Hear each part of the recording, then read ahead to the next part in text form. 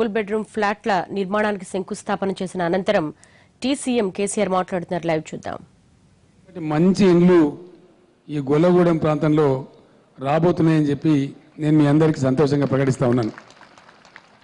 సూర్యాపేట పట్టణంలో ఈ ఒక చోటనే కాదు, స్థానిక మంత్రివర్యుల కృషితో ఇంకొక 2-3 చోట్ల కూడా ఇల్లు నిర్మించబోతా ఉన్నారు. మొత్తం సూర్యాపేట పట్టణంలో ఈ సంవత్సరానికి 500 మంది పేదలకు డబుల్ బెడ్రూమ్ ఇల్లు నిర్మిస్తారని చెప్పి ఈ సందర్భంగా నేను ప్రకటిస్తా ఉన్నాను.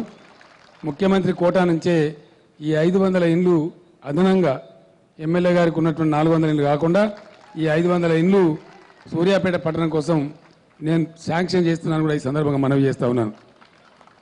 ఈ రోజు నుంచి తెలంగాణ పేదల బ్రతుకుల్లో ఒక కొత్త మలుపు, ఒక మంచి స్వర్ణయుగంలోకి పోయేటువంటి అవకాశం.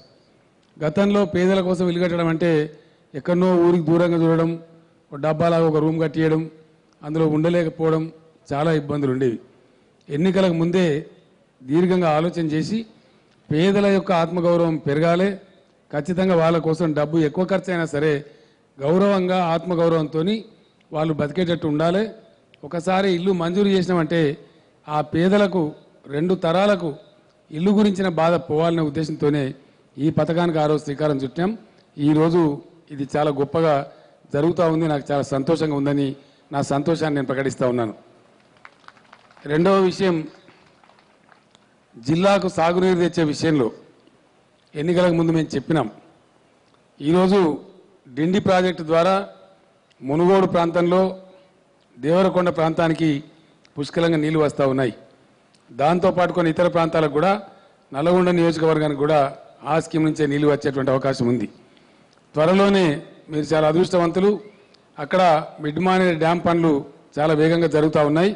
తుంగతుర్తి, సూర్యాపేట, కోదాడలోని మునగాల ప్రాంతం, నడిగూడెం ప్రాంతానికి త్వరలోనే నీళ్లు కూడా రాబోతూ ఉన్నాయని చెప్పి జిల్లా ప్రజలకు నేను ఈ శుభవార్త తెలియజేస్తూ ఉన్నాను.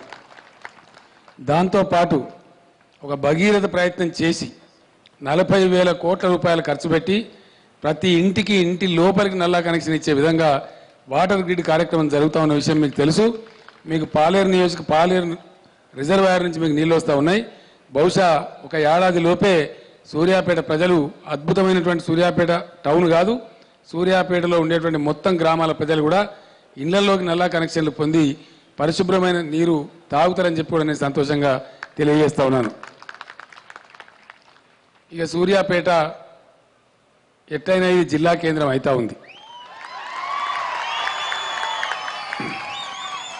నేను ఎలక్షన్లో జగదీశ్వర్ రెడ్డి గారిని గెలిపియండి, దీన్ని ఖచ్చితంగా జిల్లా కేంద్రం చేస్తా అని చెప్పి ఆ రోజు హామీ ఇచ్చినాను. త్వరలోనే రాబోయే మార్చి లోపే సూర్యాపేట జిల్లా కేంద్రం అవుతుంది.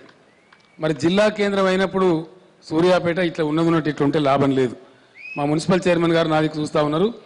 అయితే ఈ పట్టణం చాలా అభివృద్ధి చెందుతుంది, అద్భుతంగా అభివృద్ధి చెందుతుంది. నేను రాబోయే 10-15 రోజులలో మళ్ళీ ఒకసారి సూర్యాపేటలో మొత్తం దినం మీ మధ్యనే ఉండడానికి వస్తూ ఉన్నాను. నైట్నే వచ్చి ఇక్కడనే నైట్ హాల్ట్ ఉండి మబ్బున ఉదయాన్నే లేచి పట్టణం అంతా కూడా పాదయాత్ర చేసి మీకు ఏమేమి శాంక్షన్ కావాలో అవన్నీ కూడా శాంక్షన్ చేయిస్తానని మనం చేస్తూ ఉన్నా.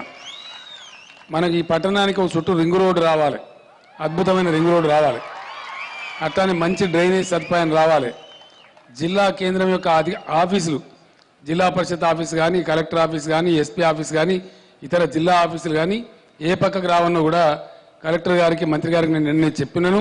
వాళ్ళు స్థలాలు వెతుకుతున్నారు, ఎక్కడ కట్టుకోవాలనో అవన్నీ నిర్ణయం కూడా కావాలి.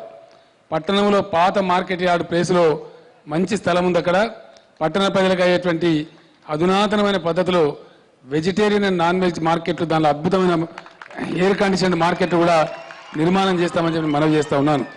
సూర్యాపేట ఇప్పుడున్న దాన్ని ఎట్లా అభివృద్ధి చేసుకోవాలనో జిల్లా కేంద్రం అవుతున్న సందర్భంలో మరి జిల్లా కేంద్రానికి కావాల్సిన హంగులు అవన్నీ కూడా కావాల్సినటువంటి అవసరం ఉంటుంది.